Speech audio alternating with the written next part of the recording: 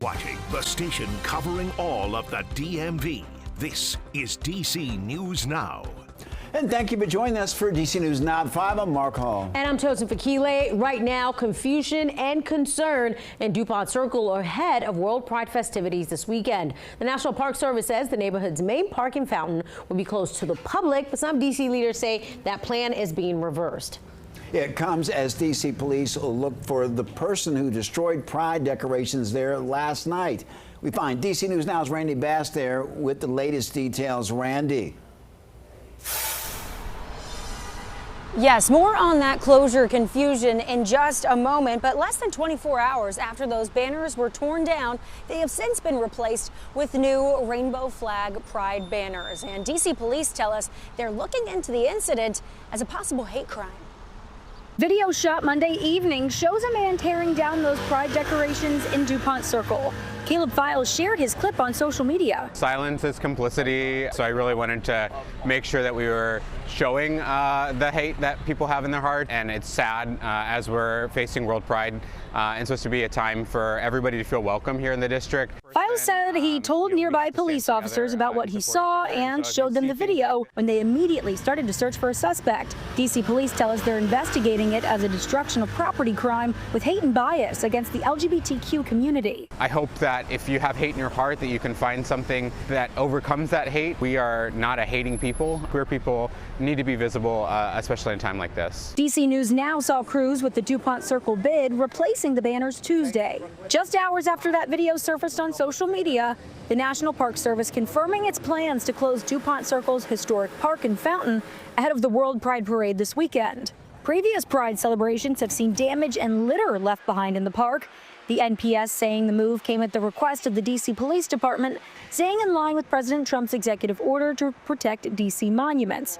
Councilmember Brooke Pinto says she spoke with the D.C. Police Chief Tuesday morning and changed her mind. Talked about some of her safety concerns and asked her to reverse the decision to make sure that the space could be opened to the public, and I'm very grateful that she agreed to do so. Neighbors we talked to say their Pride celebrations won't be swayed. It was upsetting at first, but I am walking down and I just see joy everywhere. If one little bad apple tears down one poster, a new poster is going to go up the following day. Now, we did hear back from the D.C. Police Department. Police Chief Pamela Smith has officially rescinded her request to close the park and put up non-scalable fencing here around Dupont Circle. But the official decision on whether the park stays open or whether it closes, that lies with the National Park Service and U.S. Park Police. In Dupont Circle, I'm Randy Bass, DC News Now. Randy, staying on top of that for us. Thank you for that report. And of course, there are parking restrictions and road closures following all the events happening. To get a list of all of that, just go to our website, dcnewsnow.com, and search World Pride. You'll also find details for World Pride Festival also on our website. All right, let's head over to meteorologist Damon Matson with a first look at our forecast. And Damon, it was so beautiful last night. Quick story. I went for a walk and I went through this neighborhood and they had a little basketball court. And they had these guys playing hoops. I thought you were about to say you played hoops. Well, no, wait a minute. They looked a little bit like my speed. So you jumped in. I made a business decision and decided not to play with them. Oh, so you just took us on this roller coaster and left And then I kept walking ahead. They asked me, hey, do you want to play? Because they just thought that I was an old man and they would destroy me.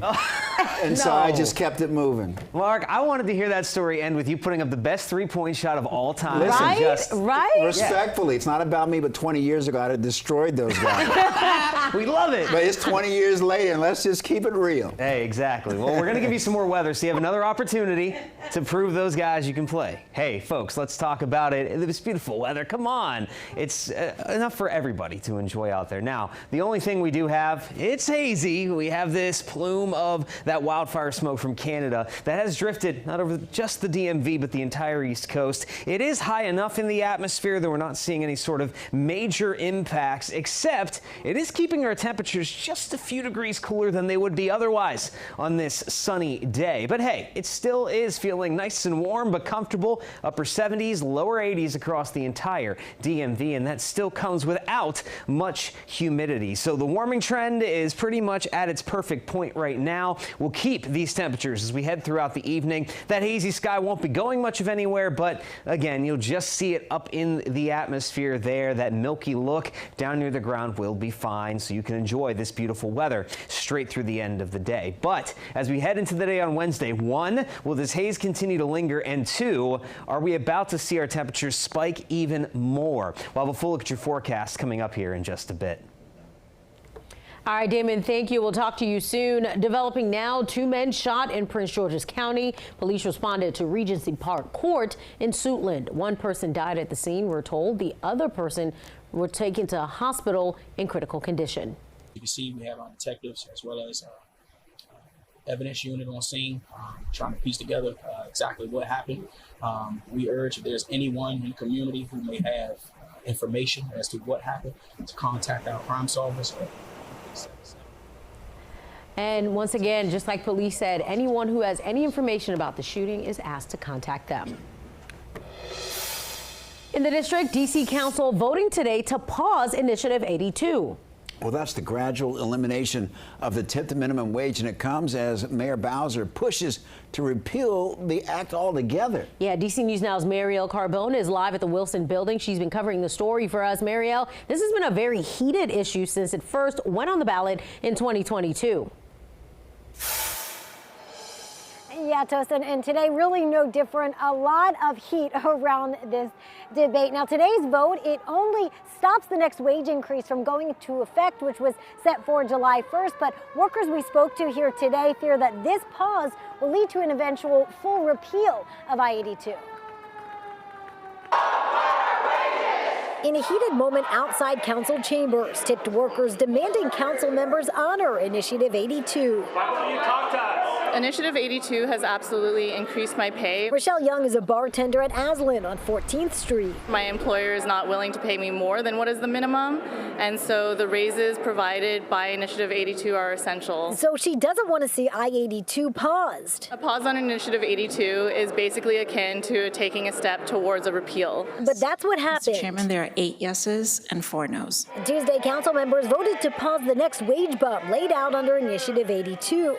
The voter passed a measure that phases out the tip to minimum wage. Pausing the July 1st wage increase allows the council to fully consider the data and the impact. Still, some council members are weary. Brianne Nadeau voted against the pause. People make plans when they're told they're getting a raise. The pause comes as Mayor Muriel Bowser pushes a full repeal of I-82 in an effort to make it easier to do business in D.C. Restaurant owners claim I-82 has made it more expensive to operate, leading to closures. 20+ restaurants have announced that they're going to close this year. Rebecca Paxton, research director for the Employment Policies Institute, says the data shows I-82 is hurting wages. Certainly the law boosted the cash wage that workers are getting paid by employers, but unfortunately it's had an adverse effect on tips.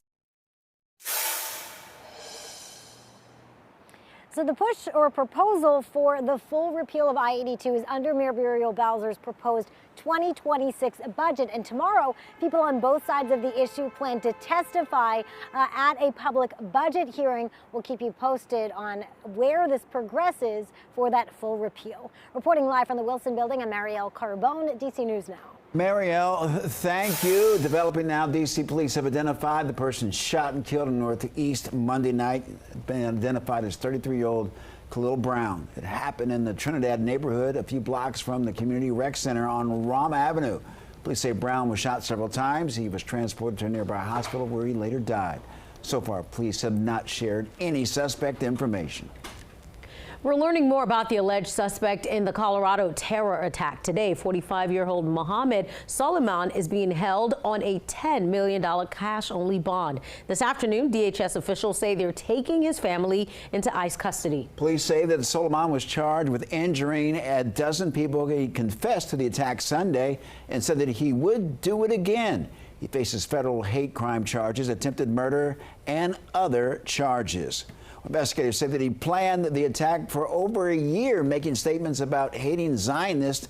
Solomon lived in Kuwait for 17 years. He was born in Egypt, then moved to Colorado Springs with his wife and 5 children 3 years ago. Prosecutors say that he learned how to make explosive Molotov cocktails on YouTube. Court documents say he had 18 explosive devices, but just threw 2. His neighbors in Colorado Springs shocked about the events. I mean, again, when I found out that at work this morning, I couldn't even realize, right, that I had somebody like that right next to me. And I go to the mailbox, that's right, I guess, right in front of their house all the time, right? Have children playing around here, wouldn't never imagine that. My heart does go out for him. And if there's anything, we can do as a community, I'd love to do it. Investigators say Solomon used Molotov cocktails after he was denied buying a gun because he isn't a legal citizen. His next court hearing is set for Thursday.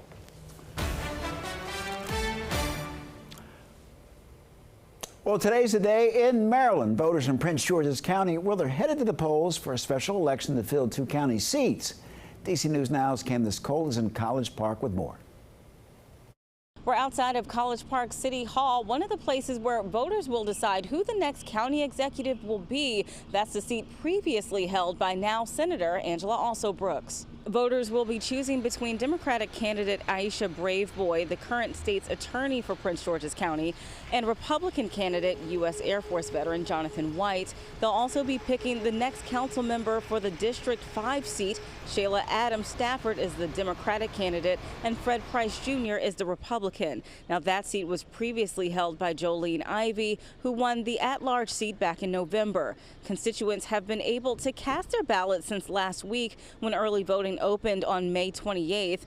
Here's what some voters had to say about today's election and what they hope the new county executive will bring. I'm looking forward to seeing some new businesses, some new opportunities. I'm glad to see the recreational opportunities that we've put into place, and I think that our next thing is really building those business hubs and bringing some opportunities to our county. Why was it important for you to come out? A lot of people on special elections, they don't always come out to vote. I'm one of those super voters. I'm always going to vote, even if it's for the dog catcher. Now, if you're coming out today to cast your ballot, you can do so at several locations, including right here at College Park City Hall. You can also go to Kentland Community Center, South Bowie Community Center, and Suitland Community Center. Now, the polls will be open all day until 8 o'clock this evening. For a full list of polling locations, just head on over to our website, dcnewsnow.com. Reporting in College Park, Candace Cole, DC News Now.